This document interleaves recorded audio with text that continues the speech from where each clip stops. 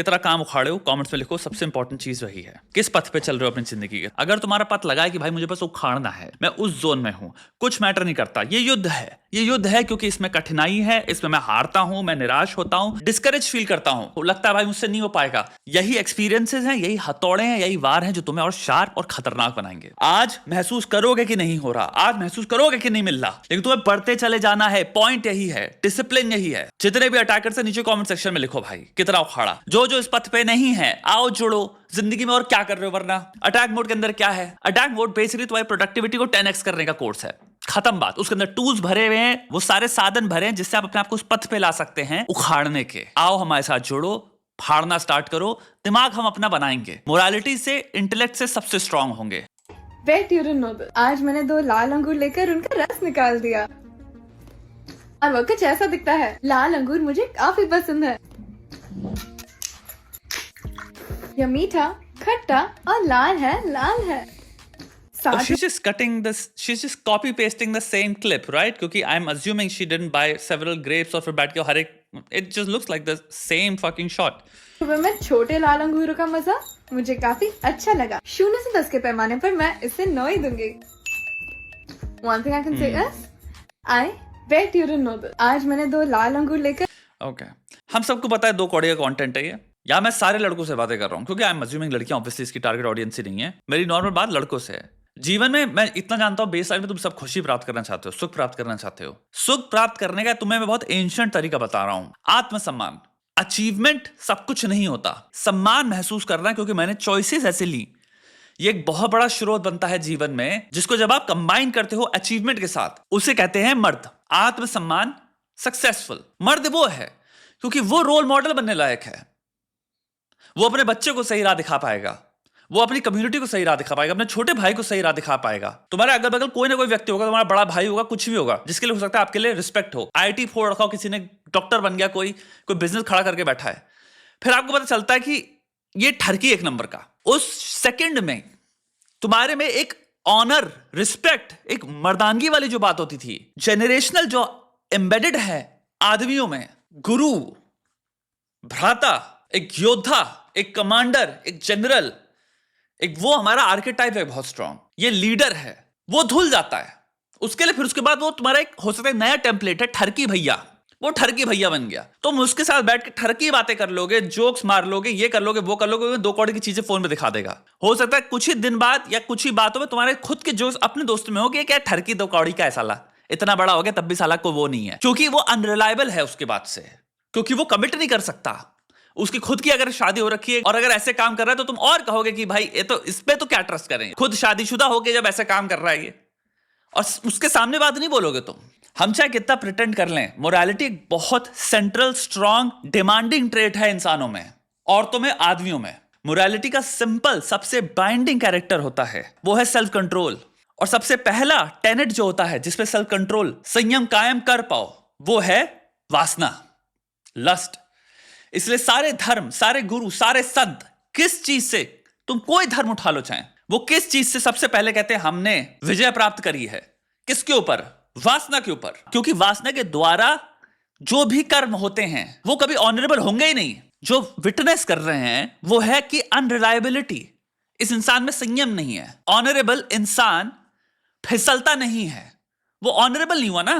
फिसलना is the opposite. सारे मर्दों की बात कर लो जो आपको लाइफ में 2 कौड़ी की घटिया दिखे, आप ये चीज देखोगे कंसिस्टेंटली वो औरतों के साथ भी घटिया व्यवहार, घटिया सोच और घटिया कर्म करते हैं। घटिया कर्म से मेरा मतलब चीटिंग करेंगे, लाइन मारते रहेंगे, कमिटेड रिलेशनशिप में होंगे तब भी वह दूसरी लड़कियों पर नजर मारते रहेंगे। कंसिस्टेंटली सोचना, तुम्हें जिंदगी में जितने भी गुंडे शुंडे जो भी मिले होंगे, अपने दिमाग में हो सकता है तुम्हारे दोस्त भी हो, बट सोचना हाँ ये 2 कौड़ी का इंसान तो है।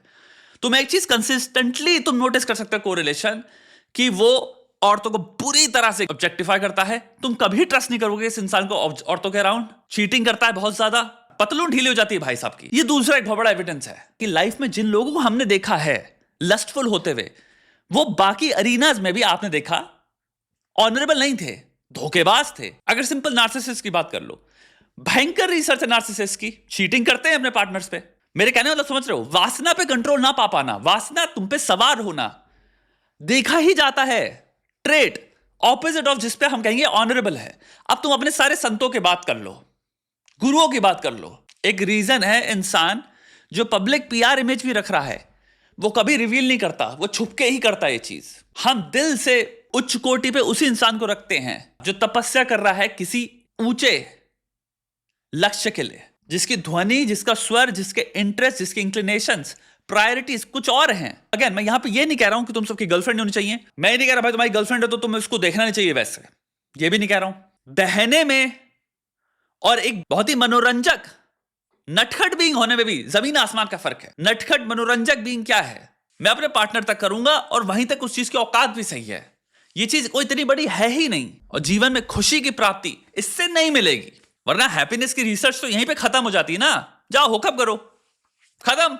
इतनी ज्यादा हैप्पीनेस में रिसर्च नहीं होती, जेनेटिक्स से लेके पता नहीं कितने सारे सब्जेक्ट्स में। अगर यही आंसर था जो 14 साल के बच्चे को पता चल गया अपेरेंटली, वासना, इसमें पार्टिसिपेट करो, मिल गया सुख, खत्म बात। फिर पागल है ना हम सब की सब, सिर्फ यही करते हैं ना भाई सब की सब। रिसर्च हुई भी है सब पे, ज्ञानी, संत, फिलोसोफर्स, इन सब ने अक्रॉस दुनिया में डिफरेंट टाइम्स में वो भी नहीं बोले जाओ हुकअप करो, इसमें ही सत्य है। अरे एक ने बोल दिया होता, कम से कम एक ने भी नहीं बोला, सोचो। क्योंकि कॉमन सेंस लेवल पे दिखता है अपने पार्टनर के साथ, खूबसूरत रिश्ते के साथ, उसमें भी एक एस्पेक्ट है, इंपॉर्टेंट एस्पेक्ट है, ये मैं कह रहा हूं। लेकिन जीवन में वहां के युद्ध में तुम किन युद्ध को चूज कर रहे हो, तुम्हारी तपस्या क्या है, तुम्हारी साधना क्या है, अगर वो ये है विषय, मेरे दोस्त, अगर इंस्टाग्राम में ये फॉलो करके बैठे हो, ये लाइक करके बैठे हो, अगर तुम्हारे फीड में सामने आ जा रहा है तो तुम्हें होना चाहिए भाग, ये होना चाहिए। अबे हटा बे, इतना आसान समझ लिया मुझको, ऐसे थोड़ी फिसल जाएंगे, ऐसे थोड़ी गिर जाएंगे। अरे मेरी बात बताओ, पोस्ट नट क्लैरिटी सबने एक्सपीरियंस करी है, वो क्यों एग्जिस्ट करती है? अगर इसी में सारा मतलब और सुख होता, इस सीकिंग में, सिंपल सा आंसर करो मुझे। पोस्ट नट क्लैरिटी सबको बुरा क्यों महसूस कराती है? तुम 5 सेकंड के लिए ये क्यों सोचते हो कि मैं कर क्या रहा हूं, और एक अंदर सैडनेस से क्यों सेटल होती है? क्योंकि तुम्हारी जिंदगी में असली चीज जो तुम्हारा दिमाग सीख कर रहा है वो है मीनिंग। अभी जो भी साधना है, जो भी तुम्हारा पथ है, उसको जब सेट करते हो अपने सामने, तुम्हारा गोल जो है, जब उसकी ओर बढ़ते हो, और वो गोल अगेन इस मटेरियल प्लेन्स के बियॉन्ड देखो, मैं कह ही नहीं रहा तुम्हारा गोल आईआईटी की बात नहीं कर रहा हूं मैं, तुम्हारा गोल कुछ भी हो सकता है मेरे भाई, कोई भी खोज हो सकती है, कोई किसी ने रूल थोड़ी सेट किए, तोड़ दो सारे रूल जो भी सोचते हो तुम गोल के जो आज तक रखे हैं, कोई भी गोल बनाओ। अरे भाई खूबसूरत गाना लिखना हो सकता है, 1 महीने में इतना खूबसूरत गाना लिखूंगा, और जिस जिसको गाना लिखने में शौक है, जिस जिसको पेंटिंग में शौक है, जिस जिसको भाई कोडिंग में शौक है, जिस जिसको भाई डिजाइन बनाने में शौक है, टीचिंग में शौक है, क्रिएट करने में शौक है, सोचने में शौक है, ब्रेक डाउन करने में शौक है, कितने पर्सपेक्टिव देख सकते हो उसमें शौक है, मुझे नहीं पता तेरा शौक क्या है। एडिटिंग, फिल्म मेकिंग, मार्केटिंग की एक से एक पिच तरीके सोच पाना, क्रिएटिव थिंकिंग के अंदर आ गया भाई। कितने क्रिएटिव तरीकों से एक चीज को हम बेच सकते हैं। ऑर्गेनाइज करना, कितने लेवल में ऑर्गेनाइज कर सकता हूं, कितने लेवल में एफिशिएंसी में हासिल कर सकता हूं भाई, सबका टेस्ट अलग है। तुम्हारा गोल क्या है? जब उस पथ पे चल रहे होगे और एक दिन खूबसूरत गया होता है, यानी कि दबा के तुमने वो अचीव किया जो तुमने पथ निर्धारित किया है, उसको एक बार जरा चख के देखना और फिर उसको कंपेयर करके देखना। पोस्ट नट क्लैरिटी मुंह पे बता देती है 1 सेकंड में कि ये सिर्फ बहकना था, हम बहके 30 मिनट के लिए, 15 मिनट के लिए, 5 मिनट के लिए, कुछ सेकंड्स के लिए, और उस बहकने में हमने अगर कैमरा लगा दिया जाए तो शर्म आ जाए, ऐसे दिख रहे थे हम। पर जो व्यक्ति जो अपने पथ पे शाम को बैठ के सेटिस्फैक्शन के साथ चाय पी रहा हो, जरा एक बार कैमरा उसके मुंह पे लगाना, शान दिखेगी, गर्व दिखेगी, तुम फॉलो करना चाहोगे उस इंसान को, उसके बगल में बैठ के उससे बातें करना चाहोगे कुछ। वो ऐसे व्यक्तियों के साथ ही कर सकते हो जो किसी ना किसी खोज में निकले हैं। वो सब आर्कियोलॉजिस्ट हैं, लेकिन अपनी अपनी फील्ड में हम एक्सकेवेशन कर रहे हैं, एक कंप्लीट अननोन साइट्स में जाते हैं हम। फिर हमने टूल्स, क्योंकि हम मॉडर्न लाइफ में रह रहे हैं तो हमारे पास बहुत तगड़े लेवल पे टूल्स हैं हम सबके पास, तो हम टूल्स का प्रयोग करते हैं। हमारे पास बहुत बढ़िया डेटा भी है, तो वो डेटा भी पढ़ते हैं, और एक खोज है जीवन का पॉइंट, उस खोज को करने में मीनिंग मिलता है। मीनिंग कंक्लूजन नहीं है, मीनिंग प्रोसेस है। इसलिए अराइवल फैलेसी होती है कि कुछ भी जीत जाओ तो तुम्हें मीनिंग नहीं मिलने वाला, मैं जीत गया, वो खुशी चली जाती है क्योंकि तुम यूज्ड हो जाओगे। वो समिट जो टॉप की पॉइंट है, मे बी वो तुम्हें शायद याद भी नहीं रहा कितनी खुशी दी थी उसने, लेकिन वो जो जर्नी थी, जब किसी को कहानियां सुनाओगे तो हमेशा जर्नी की होगी। एक बार यहां ये हुआ भाई, वो पत्थर जहां पे मैं कंप्लीटली इतना भयंकर चैलेंज मैंने अपनी लाइफ में कभी फेस नहीं किया था, मेरे को बिल्कुल लग रहा था यहां तो मैं हार गया, यहां से तो पलट के चले जाते हैं। यही तो है जो जर्नी है, जो याद रखोगे जिंदगी में मरते दम तक। वो जर्नी है जिसके एग्जांपल्स लेके तुम दूसरों को बता रहोगे कि तुम एक बार ये महसूस करोगे हमने भी क्या था, डरना मत, बढ़ते चले जाना। हम बात कर रहे हैं कोर में एक मॉरल बीइंग के। इवन तो हम सब गलीच हैं, ये कहीं नहीं जा रहा। ऑफ कोर्स हम लस्टफुल बीइंग्स हैं, उसका एवोल्यूशनरी पर्पस है ताकि हम बच्चे कर पाएं। लेकिन तुम सब जब क्लाइमेक्स के पीछे पागल हो रहे हो तो कि यार ये मिल जाए वो मिल जाए, तो उस टाइम पे factor in post nut clarity को भी कर लो, ड्यूरिंग एंड पोस्ट, कि उसमें एक्चुअली मुझे जब हो जाता है तो अंदर एक एम्प्टीनेस ही फील होती है। मे बी वो एम्प्टीनेस है क्वेश्चन जिसका उत्तर पाना जीवन में। और मे बी सम्मान बहुत बड़ी चीज होती है। अगर मुझे पता है मैंने नहीं कहा है किसी चीज को, ना कहने में बहुत कैरेक्टर लगता है। एक मॉरल अंडरलाइंग मेम्ब्रेन है जिससे हम सब कनेक्टेड हैं।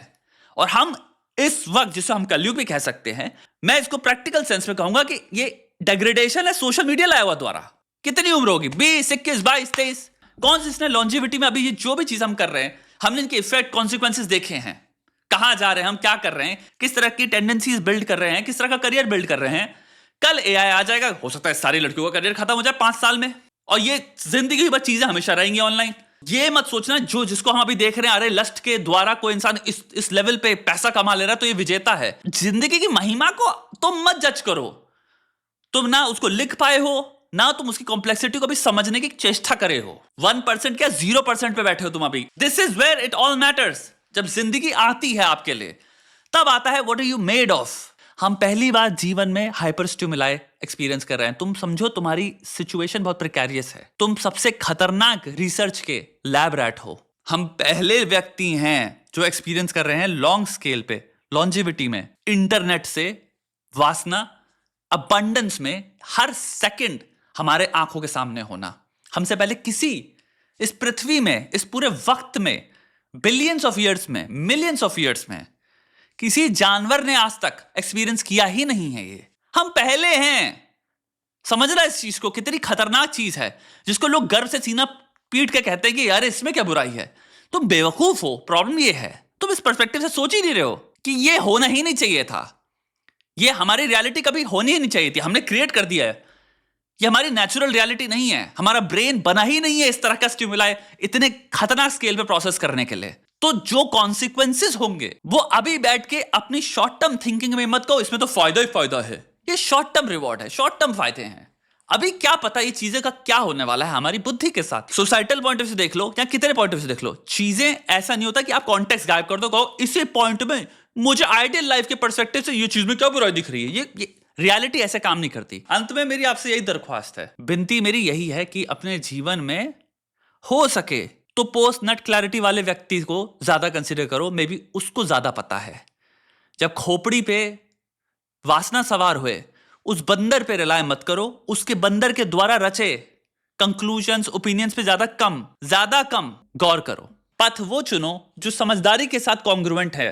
तुम्हें एक अभियान देना है अपने जीवन में अपने आप को। खाली दिमाग यही सब में फंसा रहेगा, वासना में फंसा रहेगा, हाइपर स्टिमुलाई में फंसा रहेगा। 40 साल पहले बैठा जो इंसान था तुम्हारी उम्र का, उसके बाद ऐसा कुछ नहीं था, तो वो तुमसे बहुत बेहतर था mental health point of view से, क्योंकि वो अपने आप को करोड़ी नहीं कर रहा था इस लेवल पे फिसलना नहीं एग्जिस्ट कर रहा था। सिर्फ अपने सिंपल घर के अंदर आप तुम बॉम्बार्डेड हो। तुम्हारे सेंसेस को कैप्चर करना वासना के द्वारा इतना ज्यादा हो चुका है। अरे भाई साहब हम सोचने नहीं देंगे आपको। तो यहां पे स्पेशली अब एक नीड बनती है चूज करने की। मैं किस प्रकार का जीवन जीना चाहता हूं, किस प्रकार का जीवन जीऊंगा और किस प्रकार का व्यक्ति बनना चाहता हूं, वो एस्पायर करने की। अब ये तुम्हारा प्रश्न है तुम्हारे से जिंदगी में, तुम किस प्रकार का व्यक्ति बनना चाहते हो मेरे दोस्त, और वो जिंदगी अब जीना शुरू करो, उस पथ पे बढ़ो। ना बोलना पड़ेगा, ठीक है भाई, ठीक है, देखो क्या सम्मान आएगा अपने लिए। पोस्ट नट क्लैरिटी में सारे प्रश्नों के उत्तर मिल जाएंगे। और नटखट जितना बनना है अपने पार्टनर के साथ बनो। संभोग वासना की औकात वहां तक अप्रोप्रिएट और उतनी ही है। बाकी जीवन में 25 फेजेस हैं, एस्पेक्ट्स हैं, डायमेंशंस हैं, उनको एक्सप्लोर करो मेरे भाई, उनको एक्सप्लोर करो।